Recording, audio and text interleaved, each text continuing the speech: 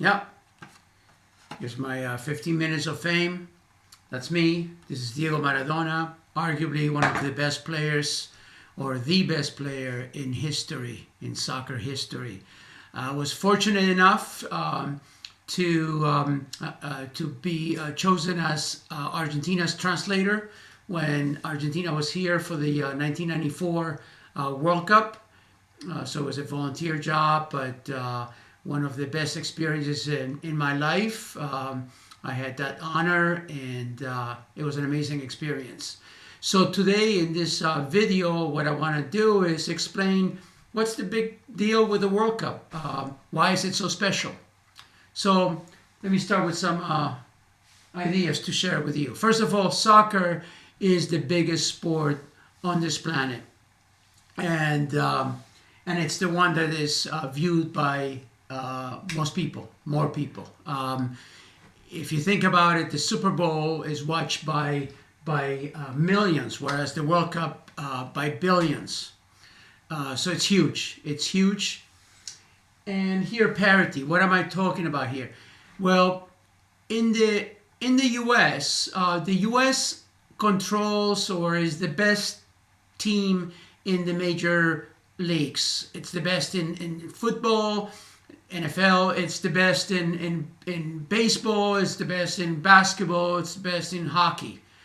Perhaps, ironically, the closest that the U.S. can come to the suspense, passion, drama that exists in a World Cup is in 1980 with the Miracle on Ice when the U.S. beat Russia.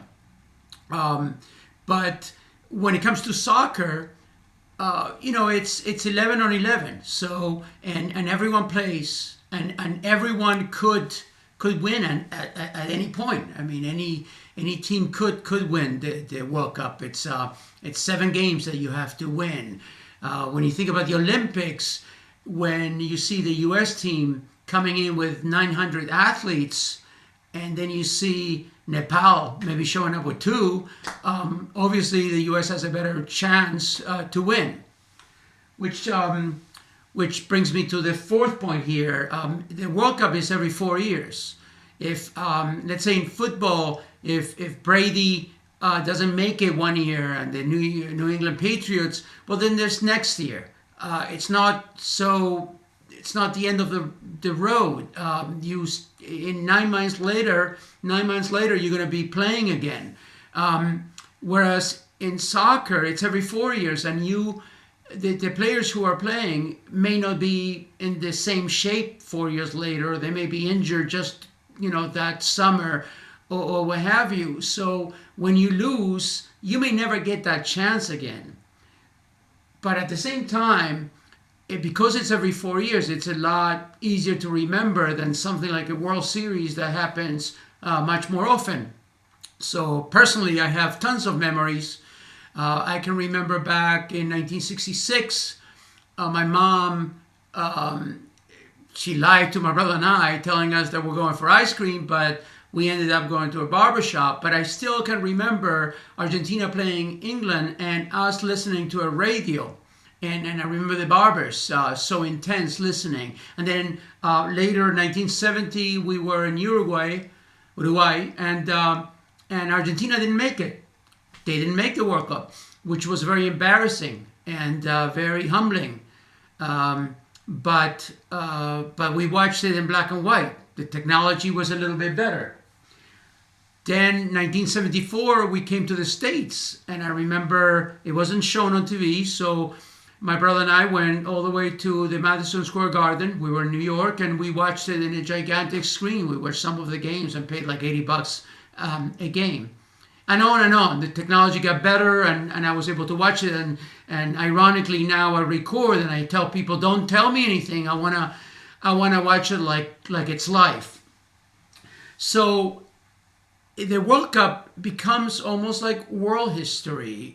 It's intertwined with moments that really you could share with anyone. Whenever I travel, I can talk about the World Cup or soccer with anyone. It doesn't matter what religion, race, or nationality. Americans, Russians, Arabs, Israelis, Europeans, South Americans, Africans, you name it. Everyone follows the World Cup. And there are iconic moments in the World Cup. In '66, the ball hitting the crossbar, 4-2, England beat Germany, and half of the world thought that it was in, and the other half thought that it was out. And then, many different moments. Maybe Zinedine in what was it, 2006, when he headbutted the Italian, and that's an image that will remain forever. Or back Diego in what was it, 1986, when the hand of God. I dare you to talk to anyone about Diego Maradona, and of course they're going to say the hand of God when he cheated the official who didn't see it, whereas the whole world saw it. And I'm big enough to admit it. I'm from Argentina. But let's not forget, 3 minutes later, Diego scored one of the most, if not the most beautiful goal ever scored in a World Cup. And there's more and more. And this last World Cup in 2014, when Brazil lost 7-1, those are moments that will be with us forever. And everyone in the world remembers those moments. Not everyone, but you know what I mean. So let's talk about how did we get here. Well, first of all, one point that it's funny, but a lot of people don't know, is that whenever you talk about soccer, there's really two contexts, two different schemas, if you will. One is club, and the other one is country. So during all this time that there isn't a World Cup, every country has their own leagues, and I happen to watch the English league and the Spanish league, and sometimes the Italian league. I think those are the most competitive leagues. Especially the English league. There's other leagues like the German league, but Bayern Munich controls that league, and France, PSG controls that league. But those three leagues are the ones I watch, and those leagues are mixed and intertwined with players from all over the world. England, for example, imports the most players, which may be why the national team may not be as strong. That some of the players who play for the national team, which is almost like an all-star team, some of those players don't play in their own teams. So it may weaken the crop of national players. But what's interesting about it is that, so you have these players that play in all these different leagues, in all these different clubs. But when the World Cup comes, or another country type of event like the European Championship or the Copa America for South America, the coach of each team selects and brings back the players that they want to have in their team. So an interesting dynamic that happens in soccer that doesn't happen in most American sports is that you may have two players playing against each other in a national team event, in a country event, that play together regularly on the same squad. So let's say Iniesta and Messi both play in Barcelona, but they may face each other when Argentina plays Spain. And there's 1,000 examples like that, which makes it really interesting because of how they play, and perhaps they don't go after each other with the same strength, with the same passion, because you don't want to hurt someone that you play with. I mean, that's just my theory. But it's an interesting dynamic. I always watch for when they greet one another, who is checking who out. But anyway, what's happened also during this 4 years that we don't have a World Cup is that countries qualify, and every continent has a certain quota of teams, of countries that go to the World Cup. Say, for example, Europe gets 14, South America gets 4.5, and I say half because the 15 plays a playoff with another geography. North America and the islands get 3.5. So that half, the 14 plays that playoff that I referred to. But at the end of the day, you end up with 32 teams that go to the big event, which is June 2018 in Russia. So let's talk about that. Let me erase this first. Okay, so let's continue with our video. as you can see, I'm totally impartial. Anyway, it's going to be hard to find any impartiality in the World Cup. So here I have the 8 groups that will play one another in their own groups. So each country plays three games, and then they go into an NCAA bracket, single elimination. So you got 2 teams here. So the round of 16 has 8 on this side, 8 on that side. So the top 2 teams in each group make it to this NCAA type bracket where they all play one another until they get to the final. In this chart, I have a number next to the country with a number of World Cups that they've achieved. Now, this is one of my 2 pet peeves when it comes to World Cup chat, World Cup talk, World Cup noise. The fact that some country won the World Cup once has no relevance whatsoever. People say, well, Brazil won 5 times.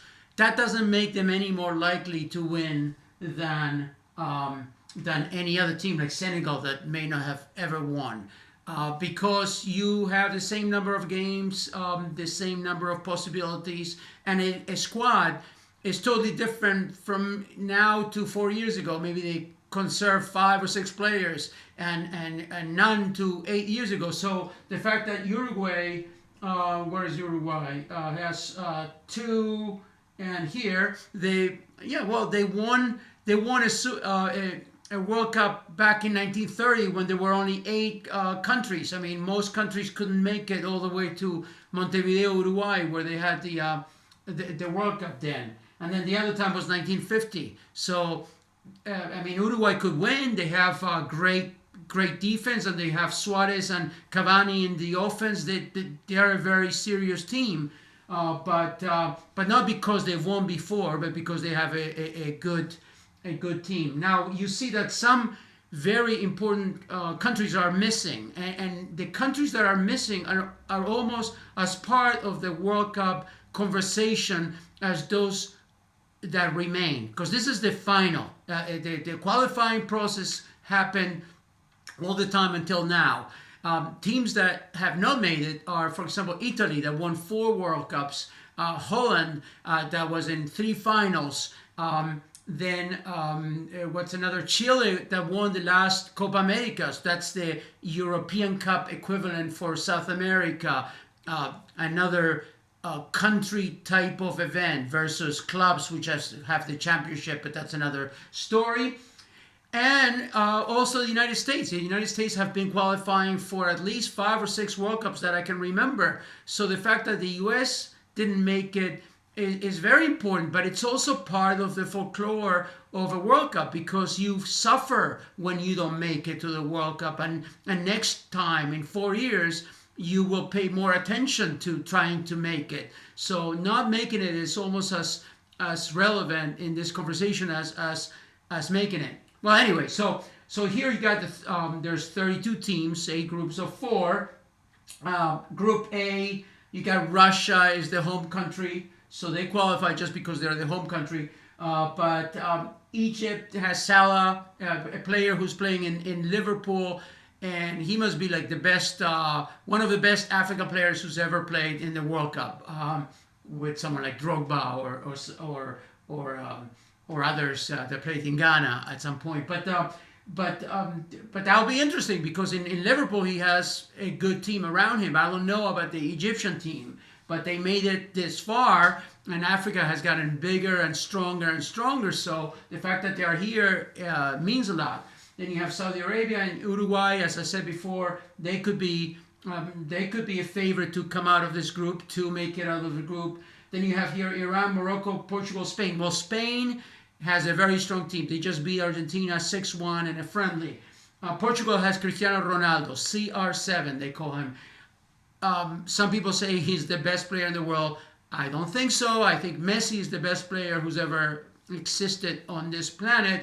But Cristiano is an amazing player, a great scorer, a great finisher. and they just won. Portugal just won the European Cup. Much thanks to him, even though he only played some of the last game.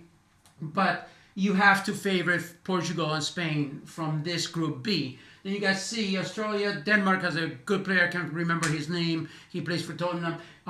France has a great squad. And then Peru. So France will make it. I bet it'll be the Denmark or Peru coming out of that group. Then you have Argentina, Iceland, Croatia, Nigeria. I think this is a really strong group. Iceland surprised everyone in the Euros. First time in the World Cup. Croatia has a ton of great players.